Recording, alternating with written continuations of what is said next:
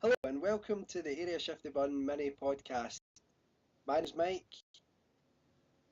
My name's Craig. And I'm really glad you guys actually jumped in there with your names because we did discuss that. Okay, this is just a I still wanted to leave it. I just wanted to leave you hanging.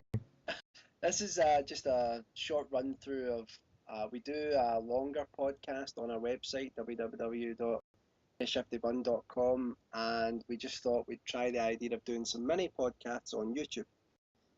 Also, our topic of discussion today is computer generated imagery.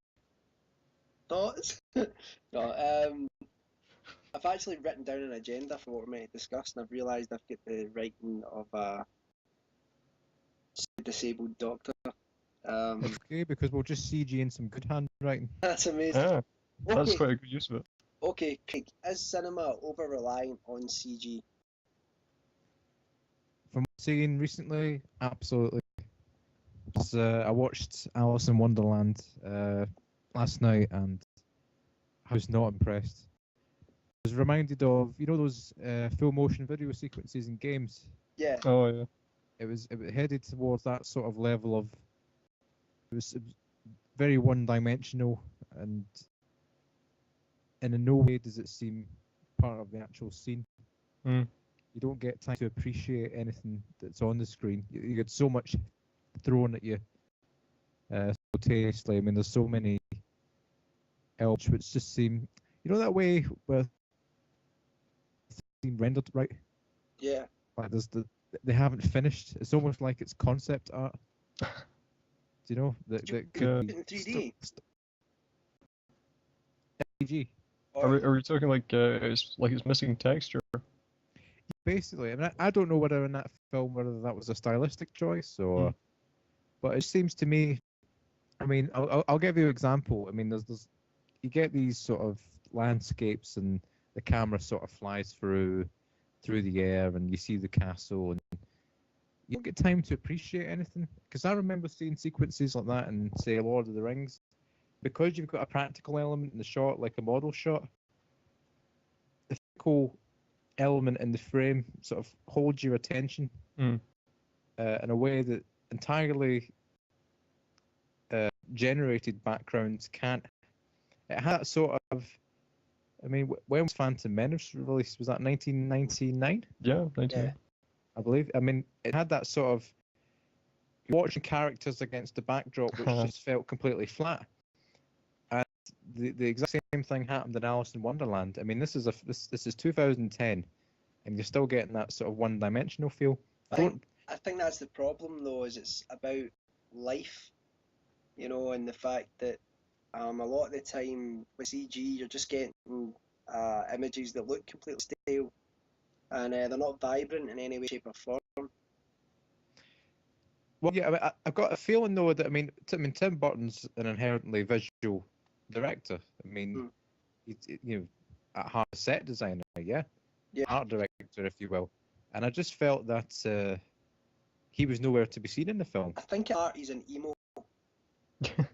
Well, yeah, that's for sure. But I don't know, I see it more as a kind of 80s goth. yeah, that's true. That is true.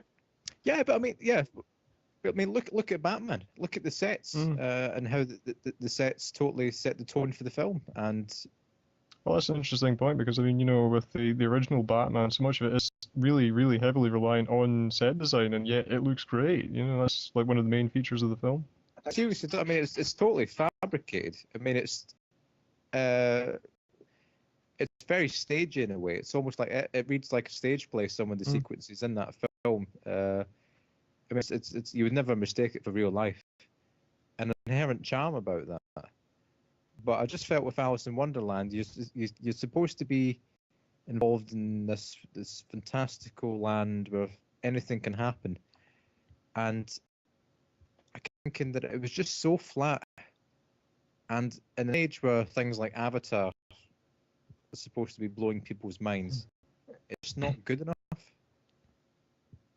What was that? Did someone just burp? A throat, sorry. That's okay. I thought it was a burp for a second there. That's you absolute shambles of a human being. I'm only joking. I'm ruining it. That leads us on to the second point point then, when is CG appropriate then? Because I think, when I think about CG, and I do detest the way it's been used in modern cinema. It's lazy filmmaking as far as I'm concerned. It's basically people just going, we need to figure out a way of doing this on camera. We can just CG it in later, right? And they're doing it with everything. I mean, some really ridiculous things they're doing it with.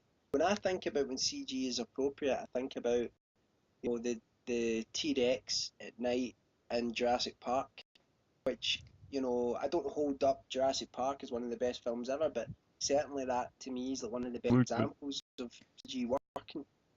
So But I mean that's a good point. But I mean, again, you've got to look at that film from the perspective that CG was still in relative infancy at that stage, and they were looking towards getting CG to match some of the models. It's just it's boosting what's already there. Yeah, that's again that practical point. Element. That's the point, though. It's being used to support what's already there. I mean, Alan, can you think of any film that used CG where you thought, you know, that was really, really good, it was really effective? Well, I'm glad you asked that, as I was dying to say Sin City, because, you know, that is entirely green screen, and, you know, I think it actually works really well there. You know, I mean, I wouldn't say I'd want every film to look like that, but I think, you know, in the context of that film, I thought it looked really good. And it's not something that I could see them being able to replicate by, I mean, you know, I suppose you could, if you really, really tried, replicate that look by traditional means, but the amount of work that would go into that would be astronomical. Yeah. I think you've raised a good point by mentioning Sin City, because I think I bought that film on Blu-ray and I've watched it a few times now, and reading about the production of that film, the green screen, Rodriguez, wasn't it, the director? Yeah.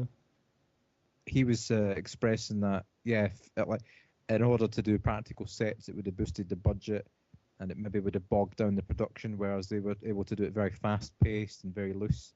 Yeah. And that's the freedom, I guess, that the green screen and the CG can give to certain productions. And I think that helped set the tone for that particular movie. So I would agree in that instance that, yeah. But I mean, again, that's using CG to further the story rather than as a means to an end. Yeah, that's true. I keep thinking, I'm always reminded of I Am Legend. Oh, God. Yeah. Try not to be. Tell me when you hear me cocking a shotgun. There was just no reason for those, what do you want to call them? What do you call them in the film? The vampires, alright. They're not dark seekers, as they called them. Dark seekers, vampires. That was ridiculous, man. And they'd even filmed it with people in makeup, and then they said, "Oh, it's not effective. You know, it's not working properly." And then they rotoscope it with like ridiculous. Was it on the DVD?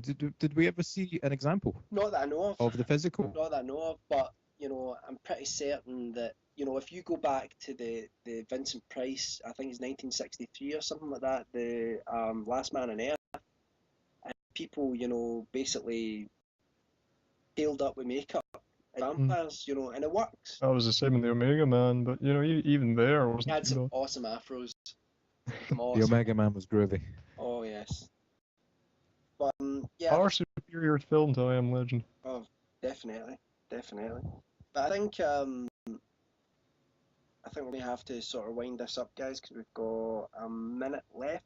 But what I say then is that I think that filmmakers need to start using their imagination and how to do things in camera, especially when using actors, because actors, people know when they're watching something whether it's fake or not, and it brings them in.